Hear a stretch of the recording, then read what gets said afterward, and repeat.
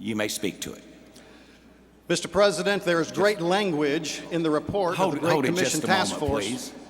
Just a moment for parliamentary procedure. Just a moment.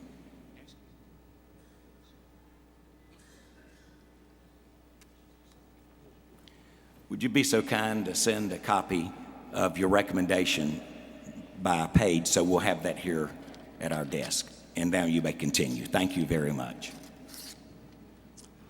Yes, Mr. President, there is great language in the task force report about the cooperative program.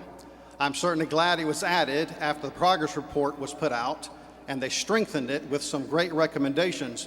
The problem exists, though, that the recommendation says nothing so much about the cooperative program. It has this great language in the body of the report, but the recommendation just says, let's adopt these new terms. The cooperative program has united Baptists since 1925, and out of great respect and deference to Dr. Al Mohler, not many people in this room would say that we are together.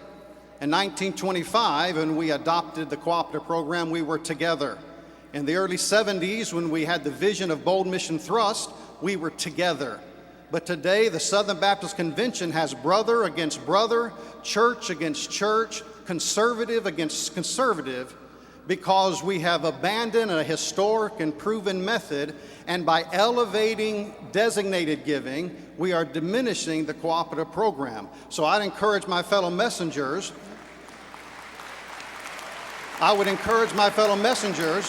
to adopt this amendment, because by adopting this amendment, you are saying to the world that the cooperative program has served us well in the past, it will serve us well in the future. The year was 1973.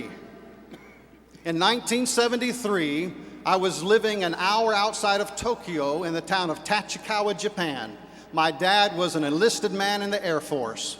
Our little church, the Nakagami Baptist Church, was about to fold. But Southern Baptists believed in doing work around the world, that they sent a retired Georgia Baptist pastor to be our pastor. He was supported by missions giving and the cooperative program of Baptists. And on a Sunday morning of April of 1973, that pastor, supported by the cooperative program, led me to faith in Jesus Christ.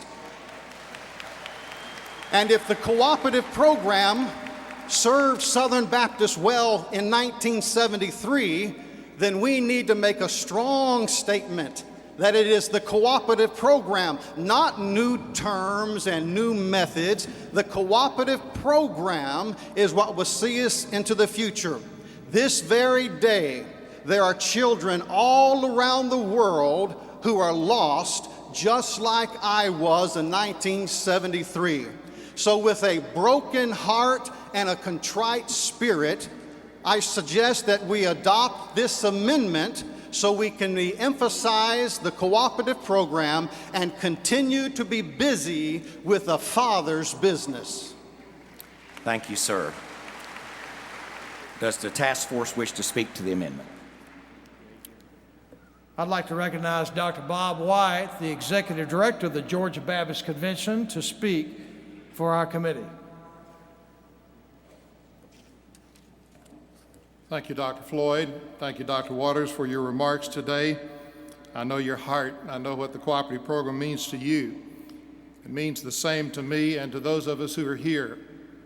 If you love the cooperative program, you know that it is the means by which Southern Baptists have grown to the degree that we have to be the evangelical force in the world today.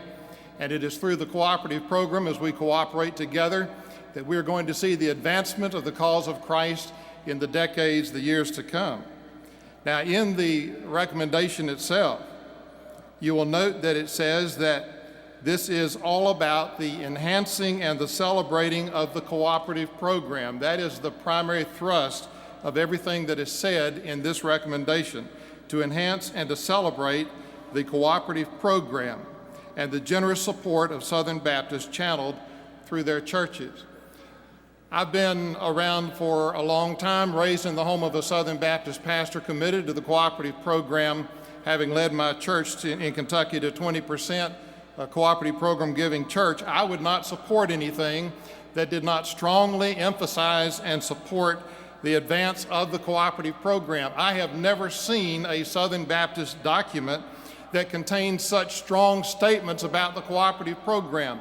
No less than 9 times in this one component, this one recommendation, we see the cooperative program lifted up as the way Southern Baptists do missions. I would encourage you to keep the words to celebrate and to enhance the cooperative program and the thrust of this particular recommendation in favor of the cooperative program. Now, the only other item that I have heard great discussion about is regarding designations. And I just want to say to you that the designations that many people have talked about is promoting societal missions. The designations have actually been limited to include only those items that are given to Southern Baptist mission causes.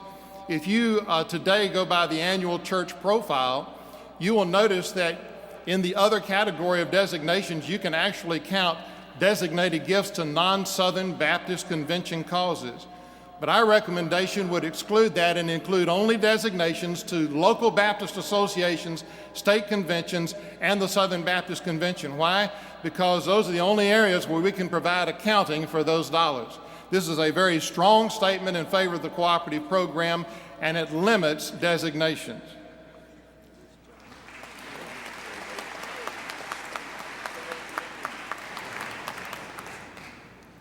Chair recognizes microphone 8A to speak for the amendment. Mr. President, I'm Darrell Orman, messenger from First Baptist Church of Stewart. I'd like to speak in favor of this amendment.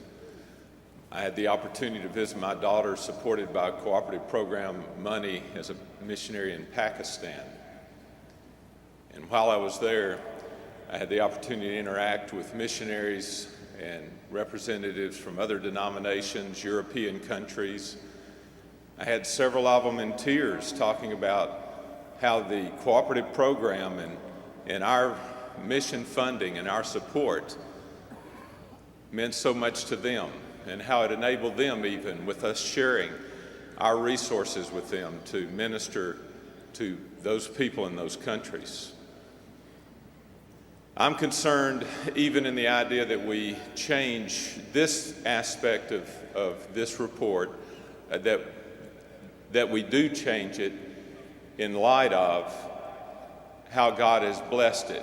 We have been discussing with some of the rhetoric how ineffective we are and how we have diminished missionaries right now because of our support. But we're still the envy of the evangelical world.